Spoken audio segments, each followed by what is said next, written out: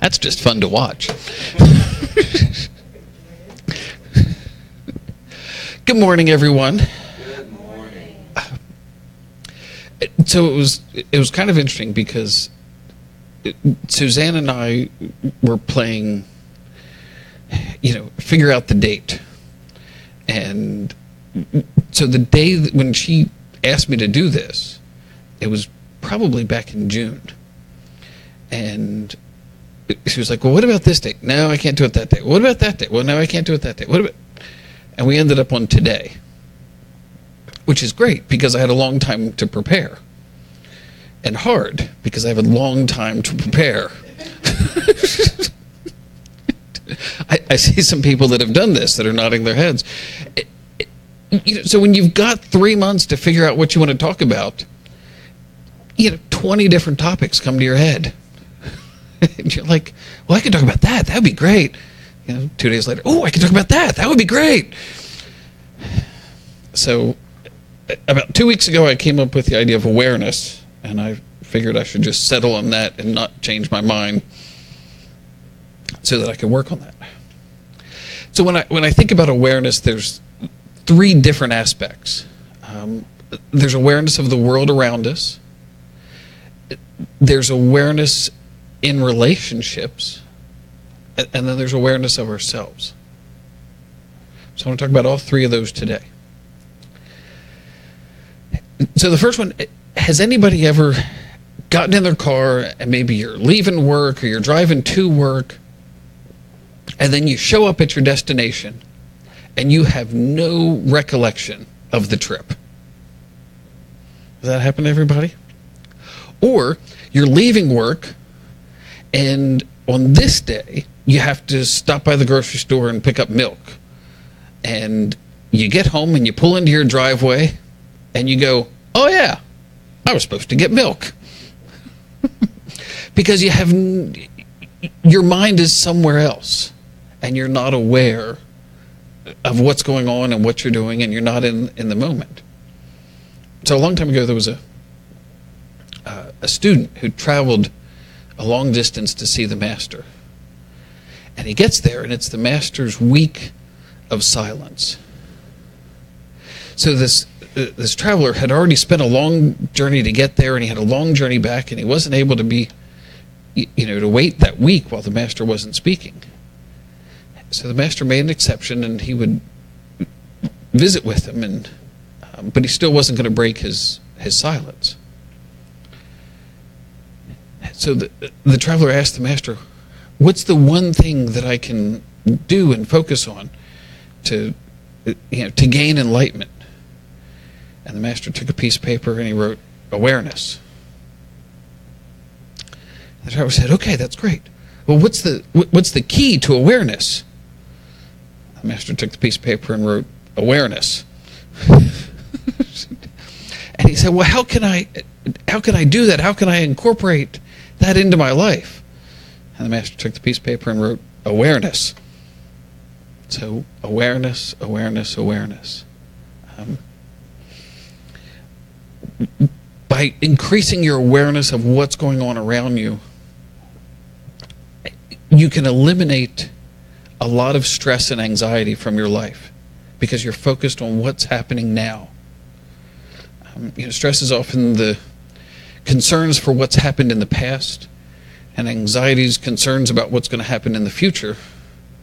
And if you're focused on this moment, then you're not worried about those 2 things. You're just doing what's best now. And right now is the only time that you can take any action to fix something that happened in the past that you didn't prefer, or to prevent something from happening in the future that you don't want to happen. So being concerned about one of those things, stay now, stay in your awareness now. The other thing with awareness is it's eliminating judgments. We are very judging creatures. And not that that's necessarily a bad thing, but if every time we looked at a chair, we had to examine it to study all the qualities of the chair and what was it good for and how do we use this, and that would consume our lives. That's why little kids, you hand them something new, they're like, what is this? Cool. So we get to the point where we understand what these things are, so we don't look at them anymore.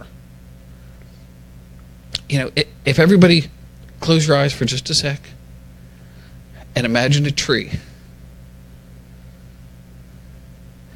And I'd be willing to bet that everybody's picture of a tree is different, but they're all trees. So, and you can open your eyes now. So as you learn to be aware, you can look at that tree and you can see it for what it is, and you can examine it and you can experience it instead of just walking or driving by it and going, oh yeah, it's a tree. And when you do that, not just with trees but with everything else, it opens your mind up to see and experience things that you would have missed.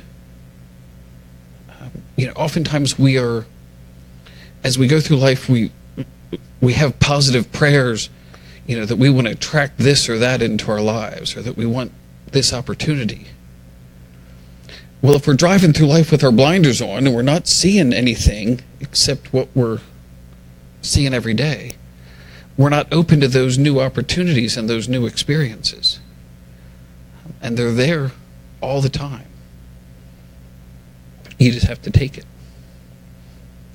The other thing that happens is when you increase your awareness of what's going on around you, you can experience the world as it is instead of the unreal world that we often live in. And a lot of times we have perceptions and misconceptions of what's going on. And especially when it gets to relationships. We all have different personalities.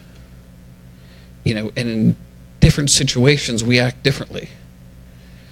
There's things that I'm going to act one way with clients and with coworkers, and I'm going to say some stuff to one coworker that I wouldn't say to another coworker.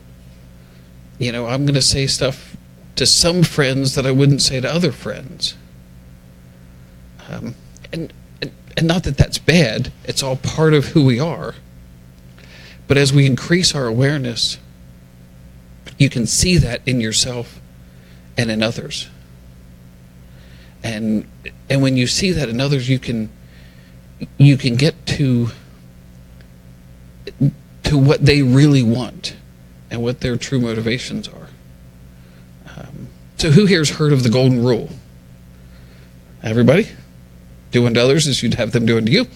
Who here's heard of the platinum rule? Okay. So I'm going to tell you two stories, and then we'll get back to the platinum rule. So has anybody ever sent out this long email, and you've got this plan that you want to put in place, and it's got 10 steps and 3 subsets for every step, and it's all laid out, and it's in this email, and you say, send it to your boss or somebody you work with or something, and you go, okay, this is what we want to implement. And it's pages and pages long. And the reply that you get back is yes.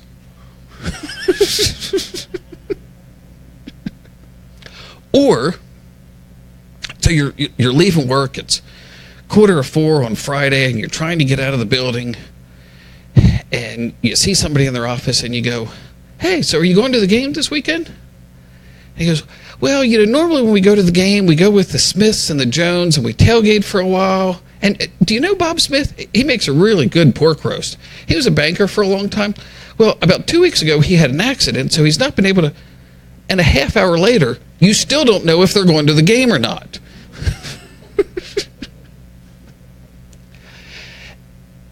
Both of those people, both those situations, those people are living by the golden rule because they're treating other people the way that they would want to be treated. They either want all that information or maybe they don't they're okay with a little bit of information, but that's reflective of them. The platinum rule is treating other people the way they want to be treated. And you don't know how people want to be treated unless you're aware. We spend so much time when we're interacting with other people focused on what we want and what we're going to reply and what we're going to say, that we're not open to experiencing what they want and where they're coming from and their point of view. And sometimes we get upset because we assume things that aren't necessarily true. And if you're more aware and you're more open to that, and you're able to let what they're saying and what they're doing and how they're acting, and you can take all that in, then your relationships will get better. Because you'll be able to treat those people the way they want to be treated, not the way you want to be treated. Because we're all different.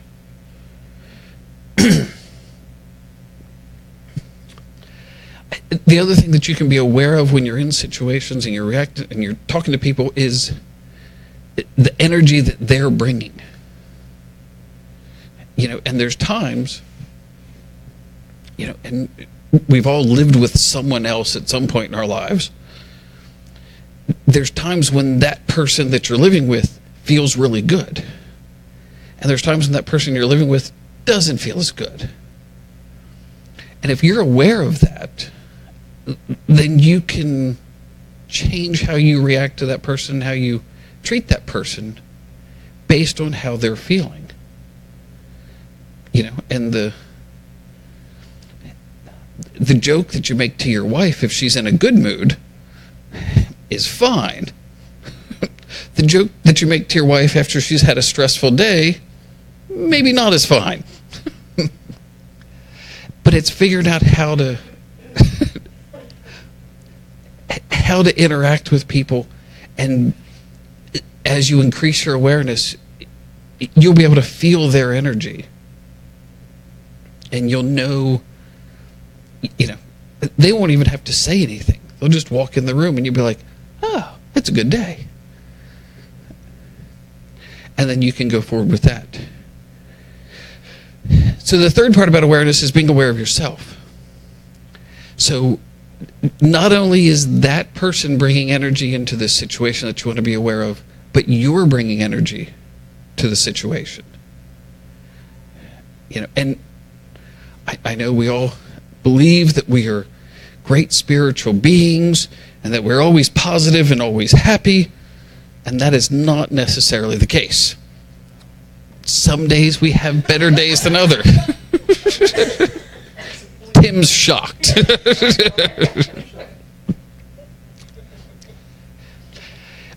When you're aware of the energy that you're bringing to the situation, then that'll affect your relationships. That'll affect how you interact with people. And maybe you can warn them that maybe this wasn't the best day. Maybe I don't want to talk about that. But you have to be aware. If you're not aware of how you're feeling, then you can't express that to other people. Sometimes they'll figure it out without you telling them, but sometimes they won't.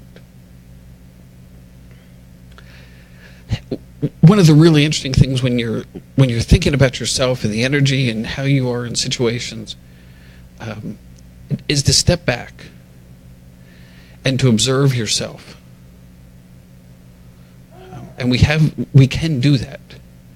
You can step back from a situation and you can look at how you act in that situation, and you can be the observer of what you're doing. And I think that's pretty unique. And it begs the question that if I can step out of who I am and observe who I am, who am I? If I can observe me doing something, am I me? Or am I something bigger than that?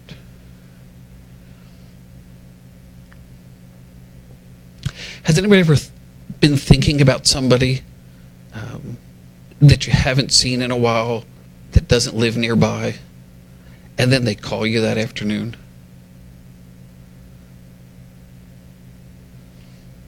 I see a lot of heads nodding.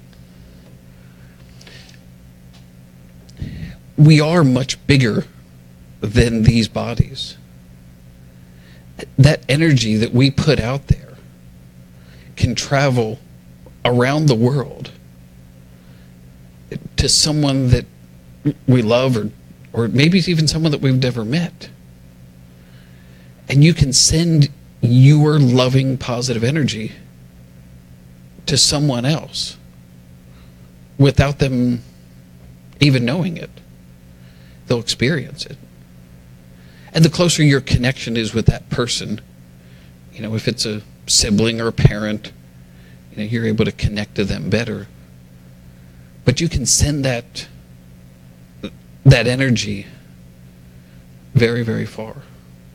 So we are much, much bigger than these bodies.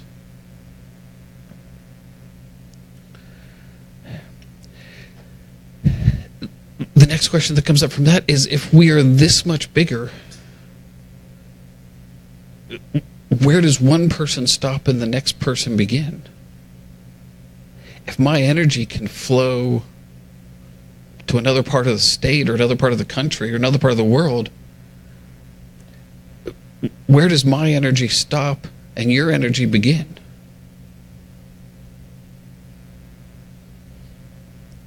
And that's why Charles and Myrtle Fillmore named this unity.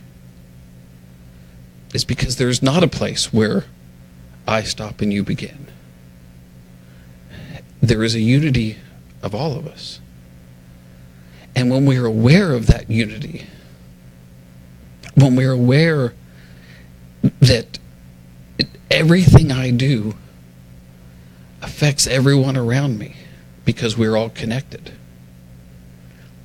that can have an influence on what you decide to do, on how you decide to act. We live in a finite world.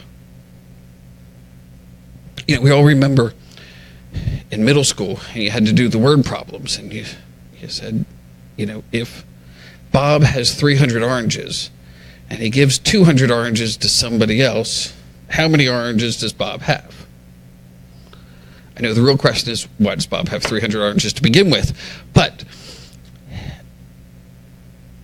love's not like that. If you give love, you don't have less love. If you have a child and you love that child completely, and then you have a second child and you love that child completely, it doesn't change. Now, your attention can change because that's based on the time that you spend with them. But you can love as many people completely and you don't ever run out. It's not like the oranges. If you give away 200, you only got 100 left. Eventually you're going to run out. Love doesn't work like that.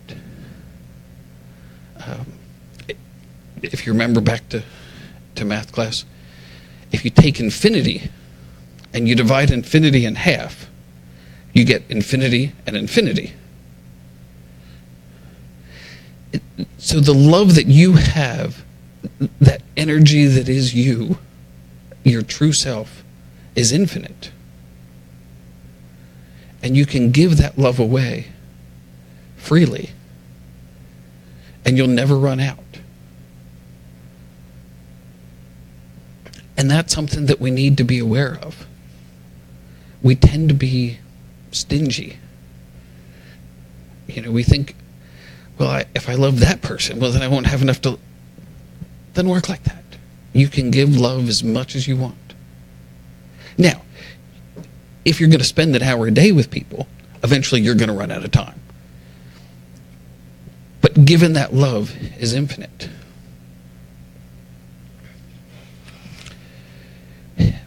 Marianne Williamson said that the thing, and I want to read it so I get it correct. Our deepest fear is not that we are inadequate, Our deepest fear is that we are powerful beyond measure. It is our light, not our darkness, that most frightens us.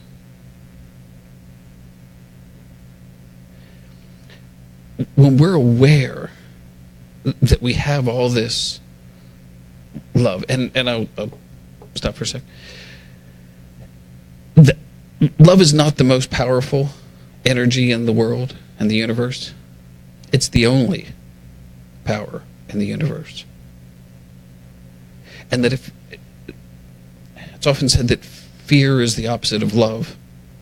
It's not. It's just the lack of love. And probably more correctly, the lack of the awareness that the love is there. You can't be separated from this love.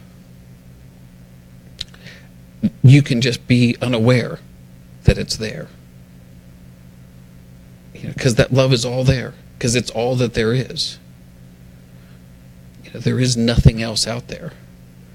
So as we increase our awareness that love is there, it can have a very profound effect on your life. It can really change things. And just in case you missed it, God is love. It says that in the Bible somewhere.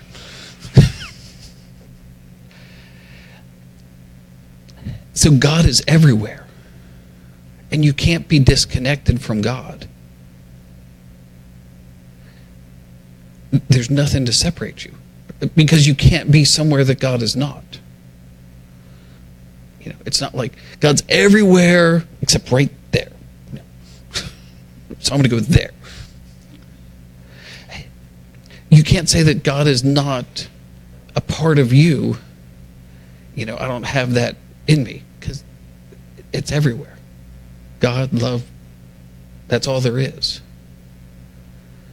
And when you can bring that into your consciousness, and you can think about that, and when you bring that into a situation,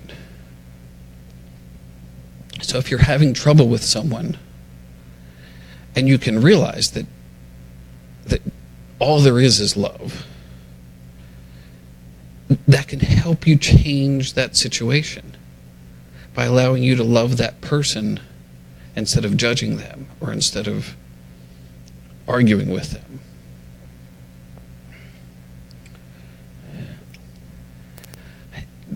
I often hear people say that that if God is the ocean, then I'm just a drop in that ocean. What goes back to the math? God is infinite. So if you take God and you divide it by the 5 billion people on the planet, you get infinity, infinity, infinity, infinity, infinity all across the board. Now, we're not used to that because we do live in a finite world. We have a limited number of oranges. Love doesn't work like that. God doesn't work like that. So when you're aware of that, and you're aware of the power and the energy that is you, not that's in you, that is you, it's amazing how things can change. So to wrap this up, as you go through your daily lives, be aware of what's going on around you. Be aware of the opportunities and the beauty and everything as you go through your life. Be aware of the people that you interact with. Realize that they are love. Maybe they're not expressing the way you would have hoped, but they are love. And when you see that, that may change how you react to them, how you respond to them. Be aware of their energy. Be aware of your energy. What are you bringing to this situation? If you have somebody that you're having trouble with, just imagine them in your mind and send them love. And see how that relationship changes. You don't have to change what you're doing. Just send them love. They'll get it. Because you are much broader and much more than this body. and your energy will flow out to those other people. And then be aware of the energy and the power that's in you, because it can change the world and can change your life. So, thank you.